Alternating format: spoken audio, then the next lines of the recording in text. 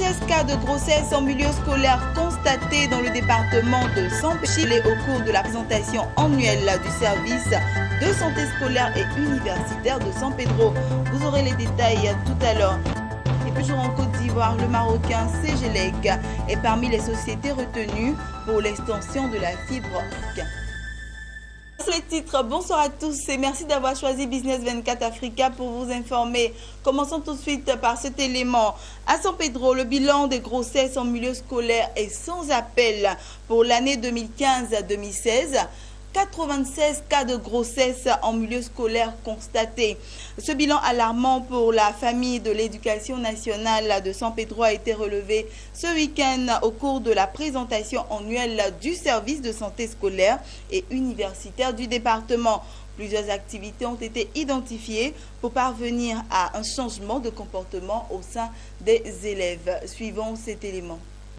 À Saint-Pédro, en milieu scolaire, 96 cas de grossesse ont été dépistés par le service de santé scolaire et universitaire du département. C'est une communauté éducative de Saint-Pédro qui s'est sentie interpellée par ce constat, vu les nombreuses actions de sensibilisation, d'information et d'éducation pour un changement de comportement. Le ministère de l'Éducation nationale, à travers la direction de la pédagogie et de la formation continue, a indiqué depuis plus de 3 ans la campagne Zéro grossesse à l'école, dont l'objectif à long terme est d'éradiquer le phénomène des jeunes filles mères en Côte d'Ivoire et cela se traduit sur le terrain par l'éducation sexuelle dénommée leçon de vie. Il s'agit à travers cette leçon de définir les causes et les conséquences des grossesses précoces, sans oublier les stratégies de communication comme moyen de prévention des grossesses précoces et surtout l'importance de la communication parent-enfant sur la sexualité.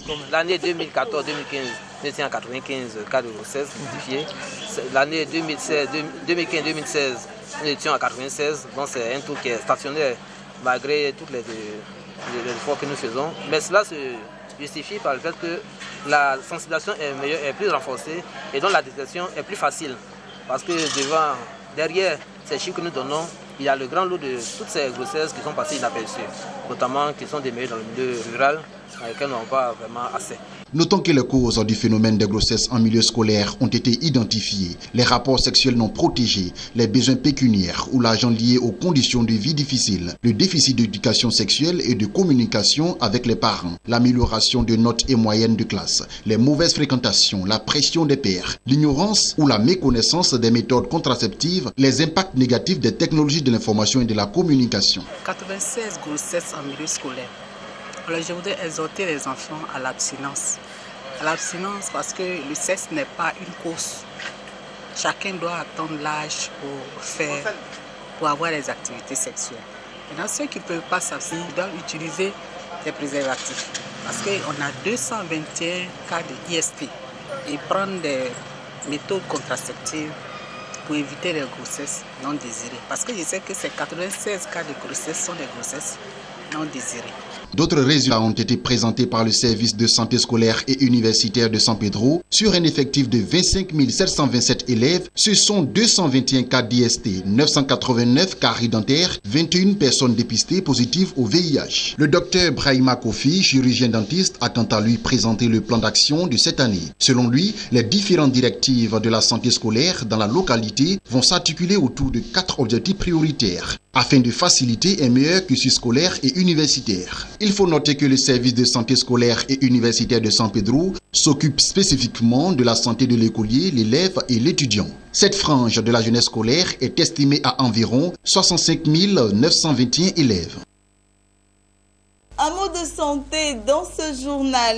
L'État de Côte d'Ivoire vient de renforcer les capacités du centre hospitalier régional de Diokwe. Les populations de Diokwe, ville carrefour des régions du Guémon et du Cavalier ont salué le don remis par les ministres Adam Gara et Anne Ouloto. Un reportage de Kaka Théodore, notre correspondant dans le district des Montagnes.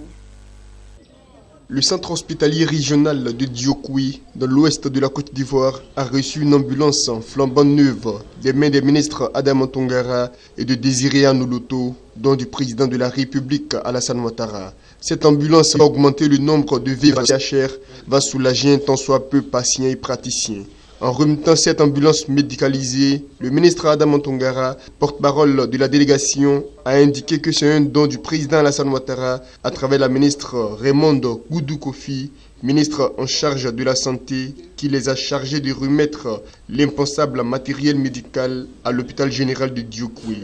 Poursuivant, le ministre Tongara a invité les responsables locaux de la santé à utiliser à bon escient cette ambulance. On va vous la laisser en espérant que vous allez en faire un bon usage, un bon père de famille, que l'ambulance sera là. Et nous espérons quand même que l'hôpital ne va pas rester dans cet état. Au nom du directeur départemental de la santé, Dagri Ngata François, directeur de l'hôpital de Diokoué, a exprimé sa joie et sa fierté au gouvernement du président Ouattara. Pour lui, le gouvernement ne cesse d'apporter du matériel et des médicaments à l'hôpital général de Diokoué, ville au carrefour des régions du Mali. Avec cette ambulance, nous pensons que nous pouvons un tant soit peu régler les problèmes liés aux évacuations des malades, liés à la prise en charge correcte des malades. Je voudrais ici dire un grand merci au président de la République qui fait montre de beaucoup de générosité et qui a une politique véritable de la santé. Parce que nous savons qu'aujourd'hui, au niveau de l'hôpital général de Diokoué, nous appliquons ce qu'on appelle la gratuité ciblée. La ministre Désirée Anne Ouloto a remis les clés au préfet de région Souri Sangari. Le préfet, à son tour, les a remises au directeur de l'hôpital, l'heureux bénéficiaire. Une photo de famille a mis fin à cette cérémonie. Un mot de tic dans ce journal. Restons toujours en Côte d'Ivoire, cette fois-ci en bref et en images.